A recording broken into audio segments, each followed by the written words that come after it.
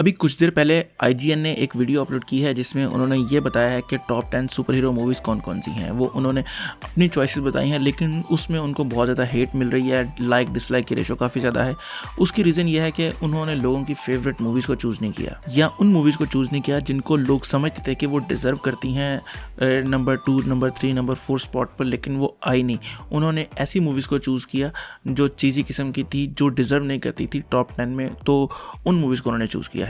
तो मैंने सोचा कि मैं भी अपनी लिस्ट बनाता हूँ कि जो मूवीज़ मुझे पसंद है, ताकि मैं भी आप लोगों से गालियाँ खा सकूँ कि ये वाली मूवी क्यों नहीं डाली, वो वाली मूवी क्यों नहीं डाली, ये वाली मूवी क्यों नहीं डाली। तो आप लोगों को अगर मेरी लिस्ट पसंद आए तो ठीक है, अगर नहीं पसंद आए तो मर्ज़ी आपकी, आप गालियाँ देकर अपना कीड़ा ठंडा कर सकते हैं आराम से। तो इन सुपर हीरो लिस्ट के लिए मैंने थोड़े से रूल डिसाइड किए हैं। पहला ये कि मैंने लास्ट 2 डेकेड को चूज़ किया है, यानी कि 2000 से लेकर 2020 तक जो मूवीज़ आई हैं उनको मैंने चूज़ किया है। और दूसरा, इसमें एनिमेटेड मूवीज़ को मैंने निकाल दिया है बिल्कुल। और तीसरा ये कि इसमें मैंने सिर्फ DC और मार्वल को ही रखा है और किसी यूनिवर्स की मूवीज़ को नहीं रखा। तो मेरी ये जो लिस्ट होगी इसमें DC और मार्वल की मूवीज़ ही होगी।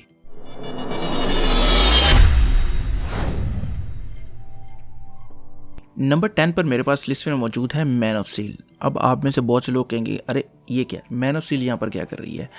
तो मैन ऑफ स्टील एक ऐसी मूवी है जिसने हमें बेस्ट सुपरमैन दिया। उससे पहले जितने भी सुपरमैन थे वो डिफरेंट तरह के सुपरमैन थे। मुझे इस सुपरमैन की सबसे ज़्यादा खास बात जो ये लगती थी कि जो पहले के सुपरमैन थे उनको जो है बड़ा हंसी खुशी वाला और अच्छे काम करने वाला, अच्छे काम तो खैर ये भी कर रहा था, लेकिन कोई कॉन्सिक्वेंस नहीं थे। जैक स्नाइडर ने क्या किया कि इसी सुपरमैन को लिया और एक रियल वर्ल्ड में रख दिया जहाँ पर हर चीज़ के कॉन्सिक्वेंस है। लोग हर चीज़ का ब्लेम करते हैं दूसरों पर, हालांकि कोई अच्छा काम करने की कोशिश भी कर रहा है, लेकिन लोगों ने ब्लेम गेम खेलनी है, जो कि आजकल के बिल्कुल हालात अगर आप देखें तो ऐसे ही हैं। तो जैक स्नाइडर ने उस सुपरमैन को इन असली हालात में रखा ताकि लोग जज कर सकें कि सुपरमैन जो है एलियन, इतना ज़्यादा पावरफुल आदमी भी लोगों के सामने कुछ नहीं है। तो ये इस सुपरमैन की मुझे सबसे ज़्यादा अच्छी बात लगती है। और डायरेक्शन वाइज और सिनेमाटोग्राफी वाइज तो मेरे ख्याल से कोई बात है नहीं, कि मेरे ख्याल से तो बड़ी अच्छी मूवी है। और मुझे ये भी यकीन है कि बहुत से लोगों को ये मूवी पसंद नहीं है। इसकी रीज़न ये है क्योंकि ये DC की मूवी है, इसलिए लोग इसको अच्छा नहीं समझते।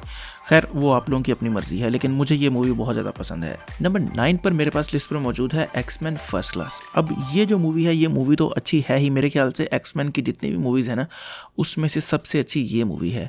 इसमें जो है ना, मुझे पर्सनली ऐसा फील होता है कि जो ओल्ड जो है ओरिजिनल एक्समैन, उनकी निस्बत ये जो यंग एक्समैन थे, यानी कि जो अडल्ट थे, इनको देखने का ज़्यादा मज़ा आया है बनिस्बत उन ओल्ड वालों को। और इसके अलावा इस मूवी ने हमें अच्छी अच्छी मीम्स भी दी हैं। आप अगर ट्रेलर देखेंगे तो ट्रेलर में ही आपको पता चल जाएगा कि कौन सी मीम है, और अगर आपको पहले से पता है तो आप मुझे कमेंट करके लाजमी बताएं कि कौन सी मीम की मैं बात कर रहा हूँ। नंबर 8 पर मेरे पास एक नहीं बल्कि 2 मूवीज़ हैं, और वो दोनों मेरे दिल के बहुत करीब हैं और MCU की मेरी पर्सनल फेवरेट मूवीज़ हैं। और ऐसा भी नहीं है कि एक ज़्यादा पसंद है और एक कम पसंद है, बिल्कुल दोनों इक्वल जा रही हैं। और उन मूवीज़ के नाम है आयरन मैन 1 और थॉर 1।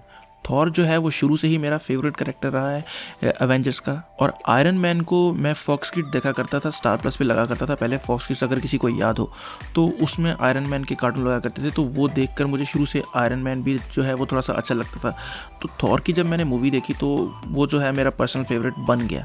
लेकिन जब आयरन मैन देखी तो वो मूवी बड़ी अच्छी बनाई गई है, और यानी कि होता है ना, क्राफ्ट की गई मूवी है वो उन मूवीज़ में से है। और इन दोनों में एक चीज़ सिमिलर है, और वो है कैरेक्टर आर्क। आप देखेंगे कि शुरू में जो था ना, दोनों कैरेक्टर्स अजीब से थे, दोनों लापरवाह थे, और एंड तक आते आते लोगों की परवाह करने लगे वो। यानी कि आपको फील होता है कि मूवी में कुछ अच्छा हुआ है, यानी आपका कैरेक्टर शुरू में एक पॉइंट से लेकर एंड पॉइंट तक कुछ उसने कैरेक्टर आर्क हासिल की है, जो कि हमेशा मूवीज़ में देखने में अच्छा लगता है। तो इसलिए ये दोनों मूवीज़ मेरी फेवरेट है। नंबर 7 पर मेरे पास लिस्ट में मौजूद है दी एवेंजर्स, जो 2012 में रिलीज हुई थी ना, जो पहली एवेंजर्स थी।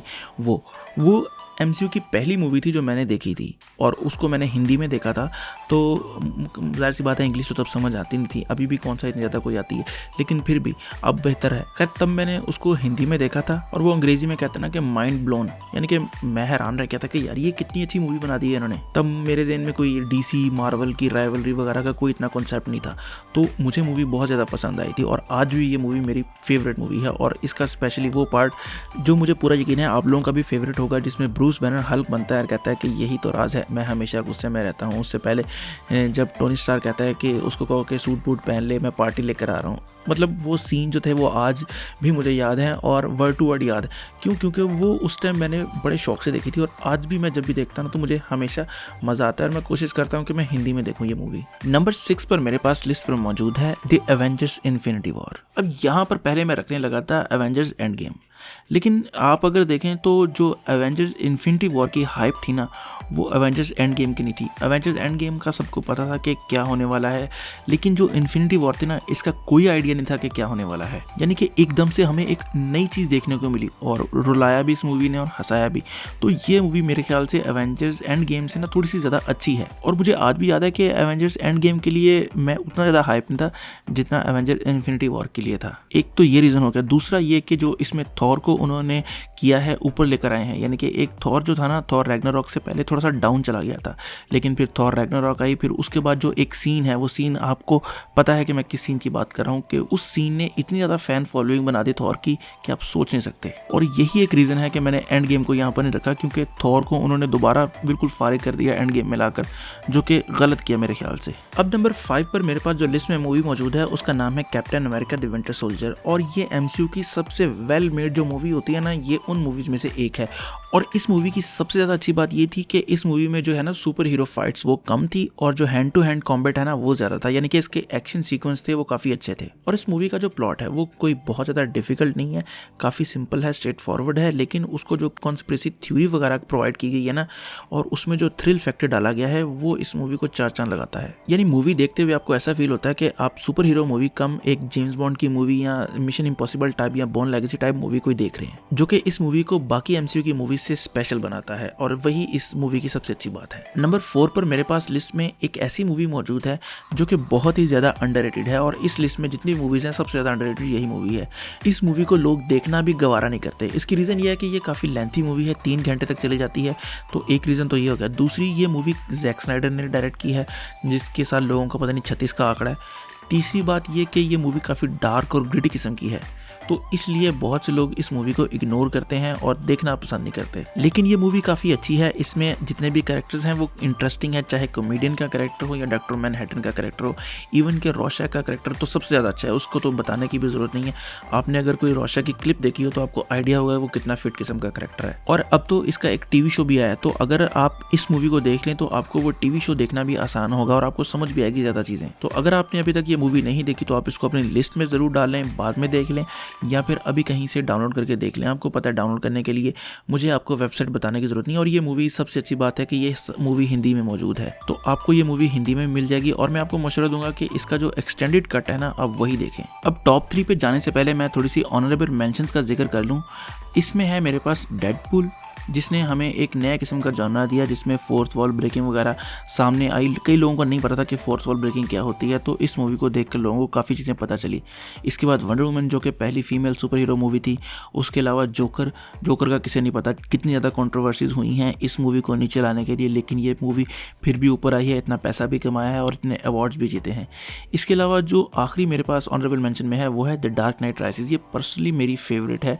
जो 3 मूवीज़ हैं ना डार्क नाइट की, उनमें से ये मेरी पर्सनल फेवरेट है, क्योंकि बेन इसमें था और वो कैरेक्टर बड़ा मजेदार था। उसके अलावा बैटमैन को हमने वो कुएं में जो देखा था ना, वो वाला सीन मेरा पर्सनल फेवरेट है। खैर अब चलते हैं टॉप 3 की तरफ। तो नंबर 3 पर मेरे पास लिस्ट पर मौजूद है लोगन। अब जो ह्यूज जैकमैन है, उन्होंने वुल्वरीन का जो कैरेक्टर है वो बहुत लंबे अरसे तक प्ले किया है, और एक वक्त आ गया था जब वो छोड़ना चाहते थे इसको, तो डायरेक्टर ने उनको एक अलविदाई मूवी दी, जो कि ओल्ड मैन लोगन कॉमिक से थोड़ी सी ली गई थी। और ये मूवी अपने एंड तक जाते जाते काफ़ी ज़्यादा इमोशनल हो जाती है, स्पेशली उन लोगों के लिए जो शुरू से वुल्वरीन के कैरेक्टर, जो कि यानी कि एक्समैन फ्रेंचाइज है, उससे जुड़े हुए थे, यानी कि उनको शुरू से देखते आ रहे थे, पसंद करते आ रहे थे। तो उन लोगों के लिए इस चीज़ को देखना काफ़ी ज़्यादा मुश्किल था। और मेरे ख्याल से इस मूवी को जितनी भी कामयाबी मिली है ना, ये उससे ज़्यादा डिज़र्व करती थी, लेकिन उतनी ज़्यादा कामयाबी मिल नहीं सकी, क्योंकि ये मेरे ख्याल से शायद MCU का हिस्सा नहीं था, इसलिए इतनी ज़्यादा कामयाबी नहीं मिली। लेकिन मेरे ख्याल से जितनी उसको मिली है ना, जितनी मिली है, उससे बहुत ज़्यादा वो डिज़र्व करती है ये मूवी।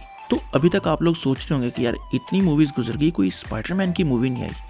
तो नंबर 2 पर मेरे पास लिस्ट में मौजूद है वो है स्पाइडरमैन 2, जिसकी जितनी भी ज़्यादा तारीफ की जाए वो कम है। इस मूवी को अच्छी तरह डायरेक्ट तो किया गया है, वो एक अलग चीज़ है, लेकिन इस मूवी को अच्छी तरह लिखा भी गया है, यानी कि इसकी जो स्क्रिप्ट है वो बहुत ज़्यादा ज़बरदस्त है और इसके एक्शन सीक्वेंस बड़े ज़बरदस्त हैं। और इसका जो सबसे ज़्यादा बेहतरीन पार्ट मुझे लगा ना, वो ये है कि स्पाइडरमैन जो है उसको डाउट फील होता है कि क्या वो इन पावर्स का हकदार है, क्या उसे इन पावर्स को इस्तेमाल करना चाहिए, वो अपनी पावर्स खोने लगता है वगैरह वगैरह। ये जो चीज़ें हैं ना वो बड़ी अच्छे तरीके से डन की गई हैं, जिसकी वजह से ये मूवी निखर कर बाहर आती है। अब फाइनली नंबर 1 पर मेरे पास लिस्ट में जो मूवी मौजूद है उसका आप सबको पता था कि वो कौन सी मूवी है। अब बस इंतज़ार कर रहे थे कि क्या वही मूवी पहले पे रखेगा ये बंदा या कोई और, लेकिन फिर भी मैं एक दफ़ा बोल देता हूँ। तो नंबर 1 पर मेरे पास लिस्ट में मौजूद है द डार्क नाइट, और इसकी मैं तारीफ़ों के पुल नहीं बांधूंगा, आप सबको पता है कि ये कितनी अच्छी मूवी है, तो इस मूवी पर मैं ज़्यादा बात नहीं करूँगा। बस मैं यही कहूँगा कि इस मूवी को जो बेहतर बनाया है वो है डायरेक्शन, परफॉर्मेंसेस और स्क्रिप्ट। ये 3 चीज़ें हैं जिसकी वजह से ये मूवी सबसे ज़्यादा टॉप पर है। और अगर कोई चाहता है कि अपनी मूवी बेहतर बनाए तो उसको इन तीनों डिपार्टमेंट पर फोकस करना पड़ेगा। सिर्फ ऐसा नहीं होगा कि स्क्रिप्ट अच्छी लिख ली बाकी चीज़ें जाए भाड़ में, या डायरेक्शन अच्छी कर ली स्क्रिप्ट जाए भाड़ में। तो इन 3 चीज़ों पर फोकस होगा तो ही कोई मूवी अच्छी होगी। तो ये मूवी इसलिए अच्छी है क्योंकि डायरेक्टर ने इन तीनों चीज़ों पर अच्छी तरह फोकस किया है। खैर ये तो थी मेरी लिस्ट। आप लोगों के ज़हन में ज़रूर कोई और भी मूवीज़ होंगी, तो आप लोग वो कमेंट करके लाजमी मुझे बताएं कि आप लोगों की ज़हन में कौन सी मूवी है जो होनी चाहिए थी इस लिस्ट में, और कौन सी मूवीज़ हैं जो मैंने मिस कर दी, ताकि मुझे भी पता चल सके कि आप लोगों के ज़हन में कौन कौन सी मूवीज़ हैं। खैर अगर आपको ये वीडियो पसंद आई है तो लाइक करें, कमेंट करें और सब्सक्राइब ज़रूर करें। तो खुश रहें, खुश रखें, अल्लाह हाफिज़।